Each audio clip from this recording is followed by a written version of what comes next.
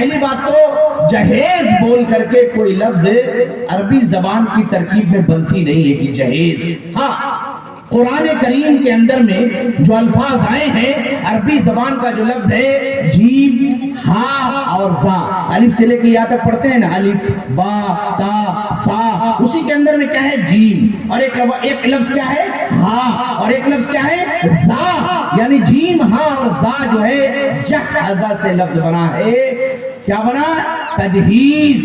جہاز، جہاز کس کو کہتے ہیں؟ وہ سامان جب مسافر سفر کے لیے نکلتا ہے، جیسے میں سفر کے لیے نکلا، سفر کے لیے جو سامان میں کھانے پینے کا اپنی ضروریت کا لے کے نکلا، اس کو عربی زبان میں کہتے ہیں جہاز.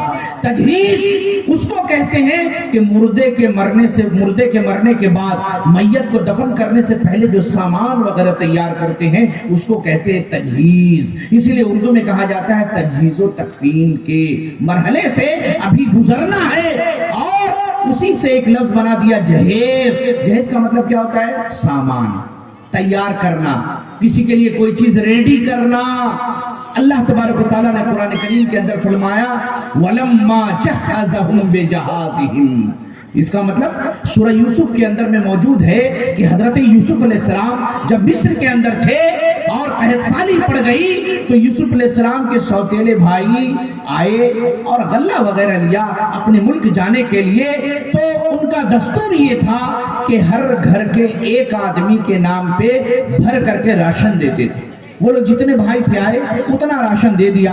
حضرت یوسف علیہ السلام کے ایک بھائی تھے بنیامین، آپ کے سگے بھائی، ان لوگوں کے سوتیلے بھائی اللاتی بھائی. اللاتی بھائی کسے کہتے ہیں؟ ماں الگ ہو لیکن باپ ایک ہو. تو حضرت یوسف علیہ السلام نے کہا کہ اب جو جا رہے ہو اپنے اس بھائی کو بھی لے کر کے آنا. تو قرآن نے کہا کہ وَلَمَّا جَهَّزَهُمْ بِجَهَازِهِمْ، کہ جب اس نے ان لوگوں کے لیے ان کا سامان تیار کر دیا. تو قرآن کے اندر میں جہاز اور جہیز کا لفظ اگر ہے بھی تو اس کا معنی ہے کیا؟ سامان. اب اس سامان کو لوگوں نے اپنے حساب سے بنایا ہے. جیسے کہتے ہیں کہ اللہ کے رسول صلی اللہ علیہ وسلم نے اپنی بیٹی حضرت فاطمہ کا جب نکاح کیا تھا تو جہیز دیا تھا. حدیث کے اندر موجود ہے اللہ کے رسول صلی اللہ علیہ وسلم نے اپنی بیٹی کو کیا دیا تھا؟ ایک اونی چادر دی تھی اور ایک دو تکیے دیے تھے، اس کے اندر گھاس بھری ہوئی تھی اور کچھ پیالہ وغیرہ دیا تھا. بعض روایت میں آتا ہے کہ مشکیدہ یعنی جس کے اندر پانی وانی رکھتے ہیں وہ دیا تھا. لیکن میرے بھائی اللہ کے رسول صلی اللہ علیہ وسلم کی 4 بیٹیاں تھیں. حضرت زینب نمبر 1، نمبر 2 پہ حضرت رقیہ، نمبر 3 پہ ام کلثوم اور نمبر 4 پہ حضرت فاطمہ بنت زہرا رضی اللہ عنہ. آپ کی یہ کل جو ہے وہ 4 بیٹیاں ہیں. آپ صلی اللہ علیہ وسلم کی باقی کی جو 2 بیٹیاں ہیں، حضرت زینب کی شادی آپ نے ابو العاص سے کی تھی، اور جو رقیہ اور ام کلثوم ہے ان کی شادی حضرت یہ جو ابو لہب تھا اس کے بیٹوں سے کی گئی تھی. جب اللہ کے رسول صلی اللہ علیہ وسلم نے اپنی نبوت کا اعلان کیا، ابو لہب کو بہت ٹینشن ہوئی. اس نے آپ صلی اللہ علیہ وسلم کی بڑی مخالفت کی. اسی مخالفت کے بدلے میں چونکہ آپ کی بیٹیوں کی رخصتی نہیں ہوئی تھی، ابو لہب نے اپنے بیٹے کو کہا کہ محمد کے بیٹیوں کو طلاق دے دو. اس کے بعد رقیہ جو تھی ان کی شادی اللہ کے رسول نے حضرت عثمان غنی رضی اللہ عنہ سے کر دی.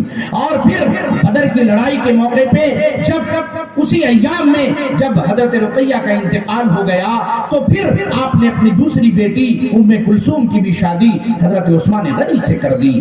اور جب ان کا بھی انتقال ہو گیا اللہ کے رسول صلی اللہ علیہ وسلم نے فرمایا اے عثمان اب میرے پاس تیسری بیٹی بچی نہیں، اگر وہ ہوتی تو وہ بھی میں تجھے دے دیتا. اسلام کے اندر میں ایک آدمی سگی بہنوں کو 2 بہنوں کو اکٹھا ایک ساتھ نکاح میں نہیں رکھ سکتا. ہاں ایک مر جائے، ایک کو طلاق پڑ جائے، اس کے بعد وہ دوسری سے کر لے تو کوئی حرج نہیں، لیکن بیک وقت جو ہے وہ 2 لڑکیوں کو نکاح میں نہیں رکھ سکتا. حضرت عثمان غنی رضی اللہ عنہ کو اس لیے سیرت کی کتابوں کے اندر میں ان کا ایک لقب پڑ گیا. اللہ کے رسول نے جو لقب دیا ذو النورین، 2 نور والے.